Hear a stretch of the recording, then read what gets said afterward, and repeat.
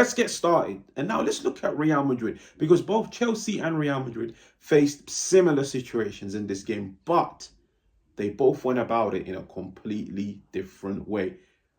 Real Madrid have just pushed bodies forward, trying to mount an attack, trying to score a goal. It hasn't happened. Okay? They've lost possession, but they've pushed a lot of bodies forward. We're talking 6 players ahead of the ball that are now completely out of the game. And Nkunku's on the ball. Chelsea are looking at him thinking, go on, let's start an attack.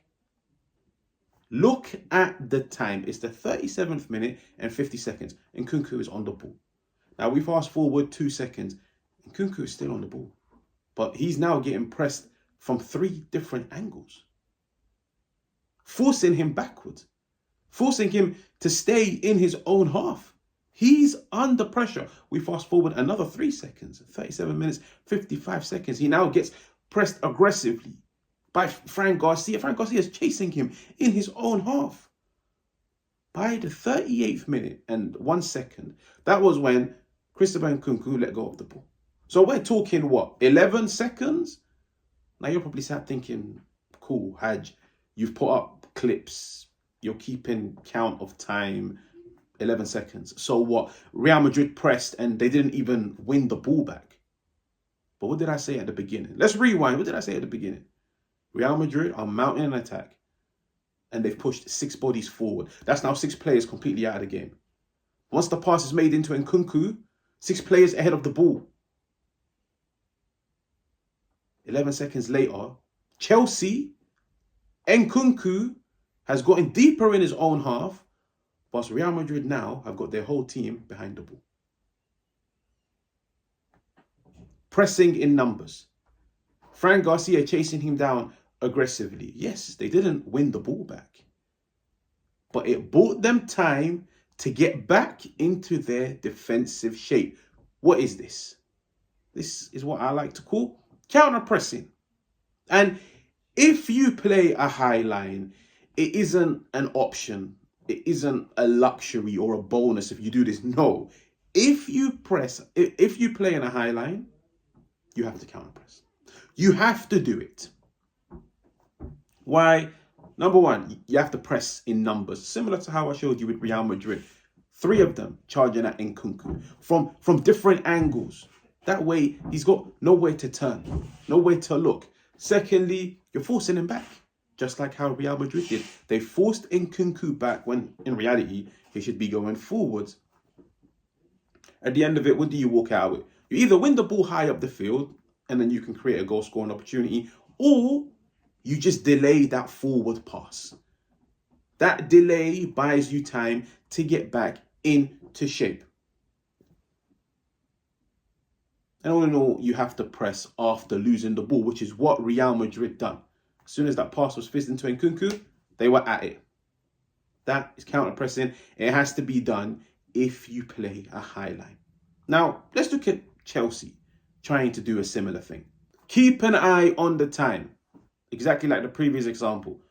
Chelsea have mounted an attack. It hasn't led to anything. You can see all the bodies forward. Real Madrid have now got the ball in their own half, in their own box. Militao. Keep an eye on the time. 44 minutes and 45 seconds. Militao's on the ball. Look at all the Chelsea players around him. Perfect time to put him under pressure. On the ball. Fast forward a few seconds. 44 minutes, 47 seconds. He's now passed the ball into midfield. I'm looking at the Chelsea attackers and I'm thinking, you guys are walking. You guys are jogging. What's going on? You need to help those midfielders. You need to help those defenders. Fast forward another few seconds. Madrid are progressing up the field. Chelsea players are still in the same position.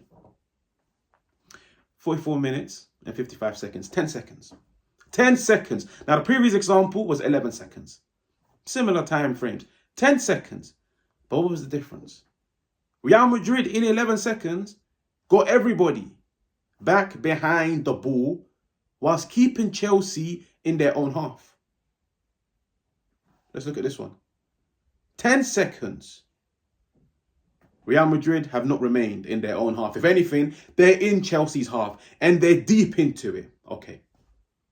Did Chelsea get everybody back just like Real Madrid did? No. No. Real Madrid are clean through down the left-hand side. The press was poor. The counter press was poor. The attacking players need to help. In plain summary, the attacking players need to help because they need to start the press, especially when Real Madrid had the ball in their own box. So what does that tell you about Real Madrid? They're very fast on the ball. They're very direct. They're always looking for the forward pass. None of this calm, composed, pass it around. No, we're direct. We're very vertical. So when I look at Chelsea and I think 3-2-5 on the ball, you now lose the ball, you're still in that 3-2-5 shape. And you're coming up against a team that plays in a 4-3-3. So that already tells you the midfield battle, Chelsea are outnumbered. The double pivot against Real Madrid's midfield 3. Chelsea have got 3 defenders. Real Madrid have got 3 attackers. It now becomes 1v1. Massive problem. Massive problem. Buy your teammates that time by pressing, by forcing the opposition back, by forcing them into areas they don't want to get to. And then, once you're in your defensive shape, that's when you can defend.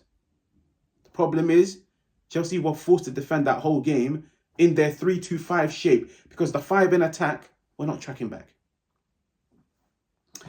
But anyways, practice makes perfect. There's a long road to go. If you're new, make sure to subscribe. Make sure to hit the like. And I'll catch you guys on another one.